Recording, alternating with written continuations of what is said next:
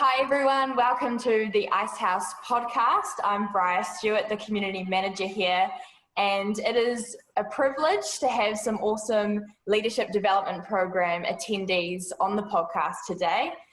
So we've got Roly, who is the operations manager at Taupo Trenching, Lucy, the HR advisory and recruitment at Hortus, and Scott, who's head of operations at Lightwire. How are you guys doing? Are you doing good? Great. Yeah, great, thanks. That's good. Thanks guys for jumping on the podcast today. We appreciate it, and we're going to be chatting about your guys' program experience and your Icehouse experience, and also just how we've taken what we've learnt into what has been a crazy year. I'm sure we can all agree. You guys, is it right, did you finish up in 2019, and last year? Yep. Yep. Yeah, so lots of change, I'm sure, since then. So we'd love to also chat about, some of the pivots that we've had to do since that. But the first question is, and we'll start with you, Roly, explain to us the business that you work in and what your role is. I am now the general manager at Taupo Trenching. Thanks for that update. My fantastic parents that own it have retired. Oh, awesome. It's awesome. So we are sort of a machinery, trucks, diggers kind of company that installs water mains and high voltage power cables in town and in the power stations that are floating around Taupo. Awesome. And when did general manager happen? There might have been a year ago or so. Couple years. Just sometime just after Icehouse, probably. Cool. Awesome. Really, really cool. Nice. Yep. Great explanation and introduction. What about you, Lucy? Well, I've had a role change as well. So I've now moved into the head of people and culture at Hortus and part of the sort of senior leadership team. So Hortus, we are based in Marlborough at the moment, looking to expand, and we are in the vineyard management labour supply industry. So we have 60 permanent staff and then about 700 seasonal staff that come through our business every year. Wow, amazing. So a lot of people and I'm sure a lot of culture and all that to manage. So go you, Lucy. Amazing. Scott, what about yourself? Yeah, I'm at Lightwire. So we're an internet service provider. We're based in Hamilton. We do, business internet and voice for business clients across Australia and New Zealand. And we also do rural wireless broadband for customers across the Waikato and Bay of Plenty. Seems like a bit of a theme, but I've also had a role change. We just had a bit of a reshuffle in the last couple of months. So my new role is COO, which is really just kind of formalizing those changes that we've made recently. So I'm responsible for the day-to-day operational aspects of the business. Yeah. Awesome. Great. Everyone's had role changes since the Icehouse, a bit of a theme there, which is cool, but awesome guys. Thanks for that. And maybe back to you, Scott. Why did you join the leadership development program? How did it come about?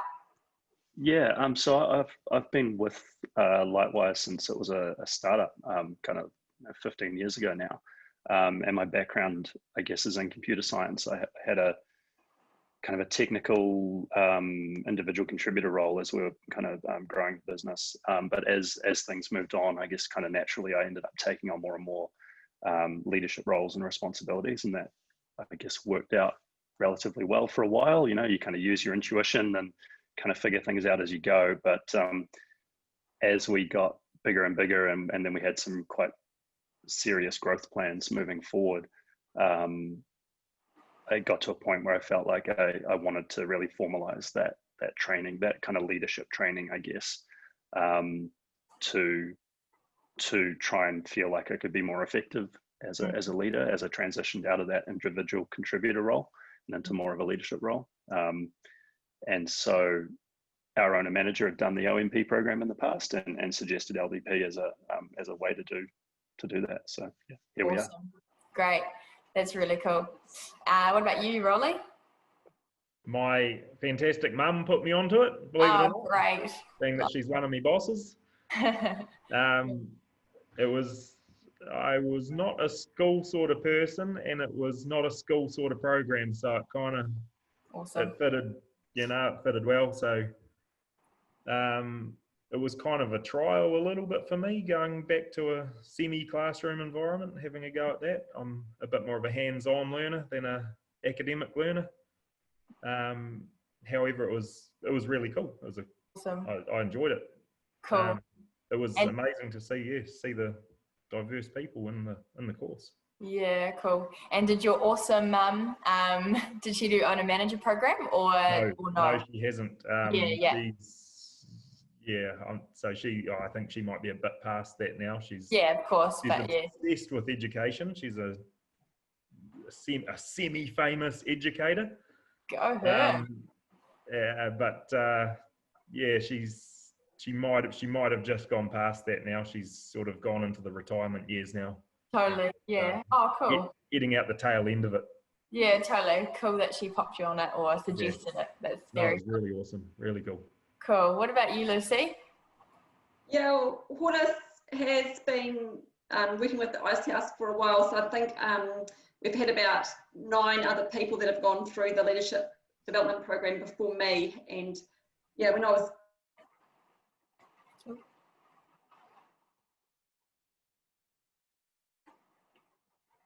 Oh, a bit frozen here. sort of tapped on the shoulder to really skyrocketed. So it was great to get the opportunity to do it. And at that point, I was in more of an individual contributor role and starting to move into that leadership space. So it was definitely a great opportunity. Awesome. Really cool. Thanks, guys. So you've completed it in 2019. I would love you all to sum up your experience in one sentence, maybe heading back to you, Lucy. I think the word that came to mind was about reassuring. So when I did the course, it was reassuring to know that I actually probably knew more than I thought I did. Awesome. And then it was also reassuring to get some of my gaps filled in, because I was probably pretty light on the finance side and operational side. So just to get some more education and training and talk to people that had strengths in those areas was also great. Reassuring was probably the word that came to mind. Cool, that's great. It's a great word. What about you, Scott? I think, it was inspiring and challenging and all those things. I think almost, echoing what Lucy has said, it was a real confidence boost. It really did. I came out the end of it going, yeah, cool. I've got this. I can do this. So that was the main takeaway for me. Great, that's encouraging. And you, Roly, what do you reckon? I'll definitely piggyback on theirs, but I'll add, it was once again the diversity of it. It was just amazing to witness the diversity of just the way every different person does different things. I took a lot from that, from positive and negative. Loved what some people were doing, hated what some people were doing. Not naming names. None of you guys, promise. It was really cool. I enjoyed the diversity and being amongst so different people to where I'm from and how I roll. Yeah, so true. I appreciated that. It's great that it's not just sort of, I feel like some of the other podcasts I've done as well, it's sort of people talking about, it's actually great that it's not all the same industry. You guys are all from quite different industries and things are so different and also so the same in ways. So it's cool to see that diversity. Cool. Great answers. So back to you, Roly. What learnings did you take out from others? So very much in line with what you're talking about in diversity and different people. Were there any learnings from other people in your group that stuck with you, or any learnings in general that stuck with you? Always a fun question.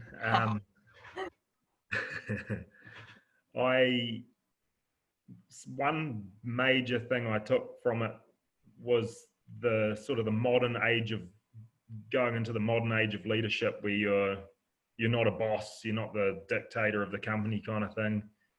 I was already very up to speed on that, but that's something I wanted to go further with and delve into the culture of our company and and the way I lead, right? Yeah. So that was one of the biggest things I took from it was just, and it was going through the way other people run their company. And like I say, there was a couple of people that probably led with an iron fist kind of thing. And that was something that they were working towards softening, I guess, if you could call it that, if you're allowed to call it that. Whereas I'm probably on the other end of the scale, I needed to harden slightly. So I took from those people some pointers on the hardening side. Awesome. So having hard conversations with my staff was one of the things I really took out of it, and worked on, and I've done okay with. Cool. So yeah, that was one of the bigger takeaways for me. Yeah, brilliant. That's so good. What about you, Lucy?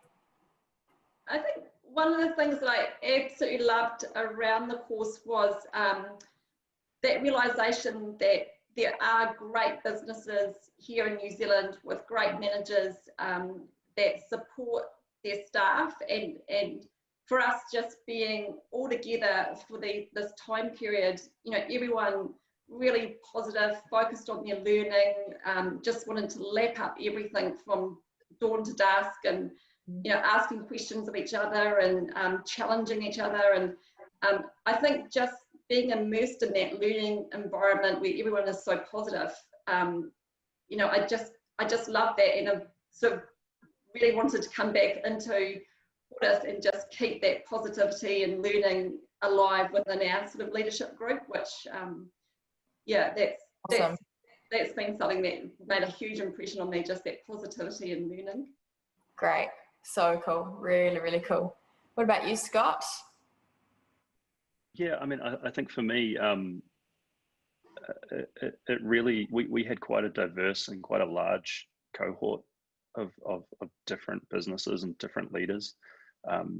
And for me, it was really interesting to see that, I guess, no matter how big the organization was or how far through the organization's growth, you know, stages they were, or, you know, what industry they were in, there's this, I guess it was really interesting to see that there's this universal set of challenges that all leaders face, no matter where you are. Yeah. And so it was really interesting to hear from everyone's different experiences and perspectives, and be able to say, oh, cool, so it's not just me, you know, everyone finds this challenging, and it is a skill, you know, the whole leadership thing is a skill that you can develop, and you can learn, and you can grow, and you can practice, and you can get better at.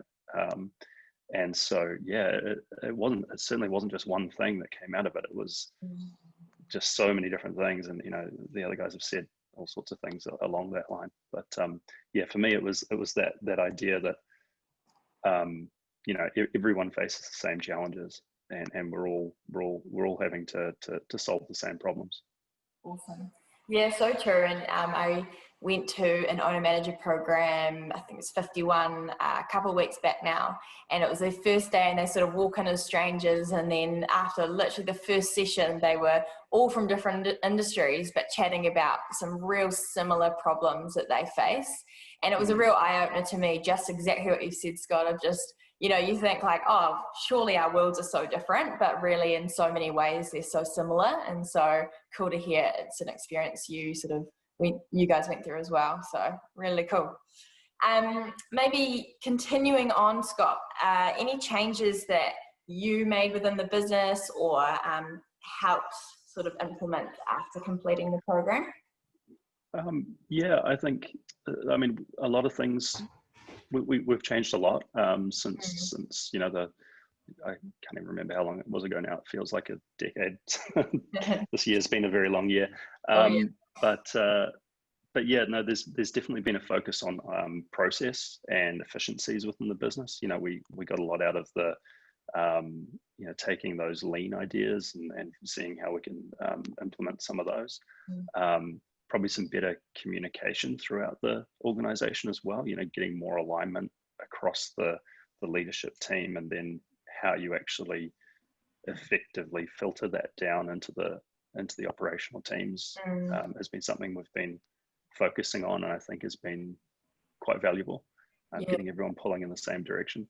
And then I guess echoing what I guess Roly said earlier was some of those things around difficult conversations and performance management, and actually really being brave and having those conversations and working through those things, and seeing positive outcomes. It's not necessarily a negative thing. That was a big thing for me as well. Yeah, great. Scott, did you have anyone else in the business on the program with you, or anyone that's done owner manager, or was it just yourself? So our owner manager had done owner manager a few years ago, Nice. but I was the first to do LDP. We had our sister company, Christy was there with me as well, but in a different company. Yeah. And then after I got back, another one of our senior leaders has gone on LDP since then. Cool. Yeah, nice. And I guess it's probably got that similar, hey, let's implement this. Let's drive this forward. Yeah. Just sort of on a similar page. I know that LDP came from the owner manager program, which is our flagship. Those owners going back into their businesses and going, hold on, I've learned all this and I'm inspired, but my staff or my key leadership team, don't quite get it, or I'm finding it hard to get across to them. And that's where leadership development program was born. And it's cool to see them sort of working together in the real world as such, once you're back into business. So that's cool. What about you, Roly? Yes, what changes, what implementation have you seen in the business? Obviously you're general manager now, so that's quite a big one to start with. I took away a couple of things that I changed quite immediately, which was me and my hard conversations with my staff when they needed it. Great. I've worked on that, and I've improved on that, and it's improved the staff and their confidence in me. That was one of the things that from my staff's interviews, that was one of the bigger things that they suggested or asked of me, was to improve on having those conversations. Great. And the other one at the opposite end of the scale was from the finance point of view. I've been brought up with the firm belief that you don't borrow money for anything ever unless you absolutely have to. And now so I was taught the opposite and the benefits of, and we now have a brand spanking new machine this year, which is one of our frontline biggest earners, all ticked up and working perfectly, and great. Still, and it's bloody awesome. And I've managed to sort of go through the pros and cons with the directors, and one of them being the accountant also, and and managed to sway that one, which was cool, really cool. So it's just looking to the future, really. Great achievement. So other options for buying new machinery, which is cool. And it was awesome. needed, and it's grown our business. So we've grown to we're the biggest we've ever been at the moment. So it's good and stressful sometimes, but not too stressful. Yeah, good for growth. Yeah, which comes with its own challenges, but very cool that you're seeing growth from some of those decision makings and change of thinking, I guess. Yeah, definitely the change of thinking. And I haven't fully swayed them. They're I think it's more the case that they're, like I've said, they're on the tail end, heading out of the business operationally anyway. So they were still not too keen to have debt on their head kind of thing, but it's that's all right. Yeah. I'll take it over. Yeah. General manager. Awesome, really cool. What about you, Lucy? We've made some quite big headroads and changes just around our fundamental business documents. So we've done a big exercise around looking at our values, and on tomorrow actually we've got our values launching party. So so everyone really has that sense now of what's important to us. what matters, where we're going. We've looked at some key pillars in our business, so around our people and our clients, being sustainable and operationally being excellent. So, just putting in those fundamental pillars, and then we've also developed some good strategic documents. So, yeah, some of those changes that we've done over the last year, we've got those fundamentals in place, and now the next 2 years we're really looking at scaling and growing at quite a rapid pace. So it's been really fun, just taking a step back and getting clear on where we're at and what's important to us, and then we're ready to sort of push go and go big, that's going to be exciting too. Cool, man, sounds exciting. A values party. I quite like that idea. I'm just sort of like mentally taking notes. I'm like, oh, that's very cool. So go you guys, that's really awesome. Maybe sort of the next question, and similar to what we've been talking about, but in this year particularly, there's been talk about, big pivots in businesses. There's been talk about, things happening a lot faster than they would if COVID didn't happen, like things really moving at a different speed and online and all that sort of stuff. Is there any learnings or pivots or anything that you've taken out of this year, out of COVID particularly, with the drastic changes we've had to make, and any learnings from this year, Lucy? So was it me? Yeah. Yeah. Funny that word pivot. I don't think I've ever heard it used so much as I know. being used, but it is really true. I think whatever business you're in, you've probably had to look at pivoting in some shape or form. For us, it's the tap's been turned off, the RSE supply of our guys coming over from the islands. So how can we look at getting the seasonal staff now? And it's just made us think creatively, think differently, come together as an industry to solve those sort of problems. So, we've got a lot more collaborative, and, just think, well, we've got to figure it out. What are we going to do? So it's actually been a sense of fun, of coming together as a team and as an industry to solve these problems. So it's not what we wish for, but it's actually, there's some positives as well. Yeah. Totally. I'm really amazed by some of the positives, I've heard from people, and, people feeling, more connected as a team and all that sort of stuff. So cool to hear that from you, especially in your role, which is great. What about you, Roly? Yeah, we, similar to Lucy, it was the start, like everyone just sort of came together. Cool. No, it was quite amazing. I found my staff have a very much bigger, a much higher understanding now of cost saving and just simple things, and the effect that each thing has on a business. It's been made aware to them. I tried to lessen the effect on them, in that I didn't push any of the stress towards them. But they still just naturally came, like in general, they came up with this massive understanding of the need to save money where they can, and it was awesome. We came out the other side in a real good position, actually. It was cool.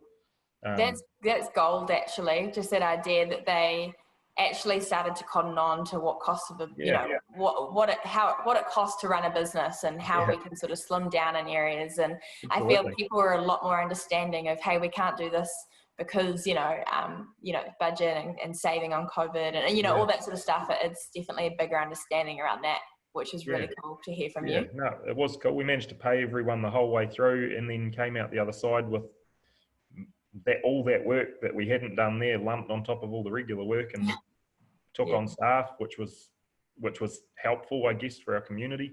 It was really cool, and our staff, all our original staff, were so on board with it. It was awesome. I was wrapped with them. Great, that is so positive. Really cool. What about you, Scott? Similar or different? Similar kind of themes there. In the industry we're in, we provide internet, and so obviously with lockdown, everyone went home and suddenly needed internet. So we were doing that whole essential service thing, and so there was a lot of challenge around that, you know, especially in the rural space that we operate in. We were having to, you know, our installers were having to go out and work, you know, close to people during lockdown, you know, on their properties and in their homes to get internet connected. So there was a whole lot of really quite intense work that had to be done in a very short amount of time to make sure that they could stay safe and make sure that yeah, the customers were safe as well, that all of our processes were really tight around that. And it was just fascinating, kind of echoing what you guys have said already, just seeing everyone pull together through that. And it kind of highlighted to me just the importance of having that resilience in the team and that really solid culture, and how I guess it's just so important to have that right ahead of time. You know, you can't kind of retrofit that during hard times. You've got to have the good culture and the good team and the right attitudes. You know, you've got to practice that during the good times so that when the hard times hit, everyone can just, you know, get on with it and really excel. And I think that was the biggest thing for us. Yeah. We certainly saw, you know, we didn't, we were a little bit worried about, you know, cash flow up front in terms of, you know, what happens if people just stop paying the bills, because, you know, the business we're in, that would be, you know, pretty hard for us. But we didn't see that, which was great. But we did spend a lot of time, you know, planning for that scenario. And I think, you know, some of that stuff we've done through LDP, through the financials around, you know, managing working capital and all those kind of things, really helped to, you know, model that stuff out and think about ways we could, you know, prepare for that scenario. So yeah, that was our big one. Brilliant. Awesome. Some real gold in there too. Maybe for all of you, back to you though, Scott, to kick us off. But the last question wrapping up is, based on all that sort of stuff, is there, in a couple sentences, some advice that you would tell a business leader or a manager or, you know, leadership team of a company? Any advice based on, you know, maybe something from the program or your experiences this year? I think as leaders, we've got to be really comfortable with change and be really, especially now, right? I mean, we have to be able to change and adapt really fast. And that's not just ourselves, but throughout the whole organization. And, you know, it comes back to that whole idea of making sure you've got the culture right to begin with, so that you can actually execute that when you really need to, because it's so easy to fall into that trap of complacency and go, well, things are working the way they are, so we'll just leave things the way they are.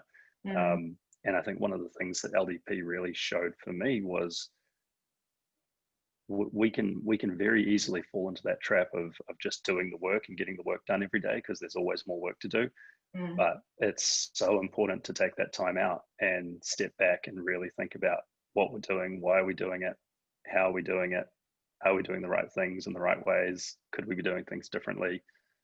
So yeah, it's I think for me the biggest one is just thinking about change all the time and getting really comfortable with it. Yeah, great, awesome. Roly, what about yourself? These are right down what Scott said.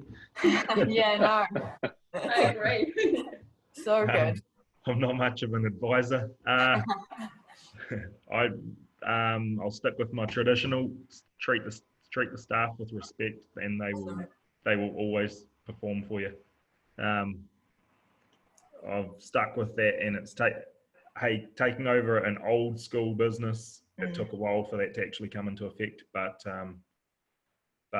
it showed, and it shone through this year. It really shone through this year that staff that are treated like adults and not like children, perform like adults and not like children. So great. My staff are amazing this year. They're incredible. They just all jumped. They all jumped into action when they were needed, and without any push, any real ask. It was just it was awesome. It was amazing. It showed their true colours, and it was all positive. Awesome. So no, absolutely impressed with that. And any advice to a new leader: treat staff with respect. It's great. It's really coming through that you do have a lot of respect for your staff, and and that's a real priority for you, which is cool. Always. Yeah. So one of the things I worked on was getting them to a point of self-management, and I was actually standing in the middle of my yard not the other day, it was a few months ago, and I had nothing to do, and I didn't know what to do with myself, and my phone wasn't ringing, and everything was working, and I was looking around going, this is weird. I don't know what to do. My day-to-day stuff's gone, so my allocated time for my day-to-day stuff is not needed. And I rang all my crew foremen, and I sort of said, do you need anything? And they went, no, we're good. I've done this, and I've done this, and I've organised this, and I've basically wound up with a self-managing crew. So now that I'm comfortable with that, I'm starting to look towards proper expansion. So no, great. That's come through from treating them well and having high expectations of them, but treating them well at the same time. Great. And is that whole idea of, the sort of general manager, owner manager, however you want to look at it, is, working in the business and then having the ability to work on the business. So it seemed like you're getting in that direction, which is really cool. Really cool to hear. No, cool. It's really cool. I'm really happy with it. So pumped. What about you, Lucy? Yeah, look, I absolutely agree with everything that the guys have said in terms of looking after your people, looking after your culture, keeping an open mind to change and the challenges that are still going to come to us with COVID.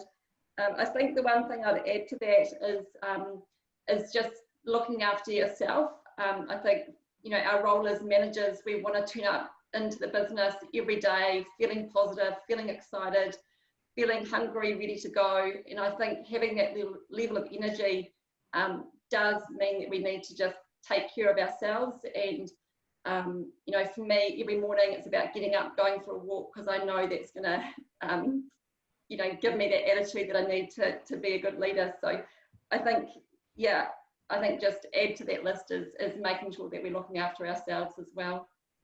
Awesome. Oh, I'm pumped hearing all that. You guys are definitely inspiring me, and yeah, just so much gold being dropped, guys. So I really do appreciate all the advice, all the experience that you guys have talked about, and a real theme throughout this whole podcast around looking after people, being yourself or the culture or the staff, and it's really come through in pretty much every answer. So thank you, guys, and yes, thank you all thank you all for listening to the Icehouse podcast and this incredible bunch of people. Thanks. Awesome, and that's where it will end. Thanks, team. That was really, really cool. I really enjoyed that. And it's always funny when I'm organising this. I've come in quite, only a few weeks ago, but emailing people and having no idea, if they will connect or talk in a similar line or completely different. And this has definitely been one where you guys have talked in a really nice, cohesive way, like just in terms of your themes. So thanks. How did you guys find it? That's cool. Yeah, it was great. No worries. Yeah, it was really fun, and great seeing you guys again too. It feels like it's only yesterday now. Yeah, it does. So I was awesome. thinking the other day we talked about doing a catch up, and then COVID happened, and it all just kind of fell through. So we need to get back onto that. Yeah. I know. I think it's just reminded me how nice it is to see you guys. So I think that would be a cool thing to do. Yeah, I was going to tell you guys in a couple of weeks' time on the 18th, I don't know if you've heard anything about it, but we're launching Icehouse Central, which is different individual groups all on one big platform where you guys can pretty much connect and chat and keep in the loop with each other's lives, and it's very much just your cohort. And then the ability as well to sort of ask and offer help globally as well. So there'll be lots of comms that come out, but it's for every program that's ever been on the Icehouse, so all the alumni. So you'll hear lots more about it, and obviously you probably have your own different groups and stuff like that as well. But yeah, it could be something that helps you guys keep connected in the years to come. But thanks guys again, and Roly, enjoy your holiday, and everyone else, and enjoy the rest of the year as well. Hope it all goes well. Awesome. Thanks, guys. Awesome. Thanks, Tim. If any of you want a good read, My mum wrote a book, an ebook called The Rebel's Guide to Leadership. Brilliant. It's on Amazon. Some of it closely follows some of the Icehouse recipes. Some of it doesn't. I'm about halfway through it at the moment. It's not a bad book, but worth a read anyway. Awesome. You'll see where some of my ideas come from. Nice. And I'm Thanks, a slightly more professional person. Check it out. Thanks, Roly. That's really cool. Awesome. Cool, guys. Thanks, Cheers, guys. heaps. See ya. See you guys. See you guys.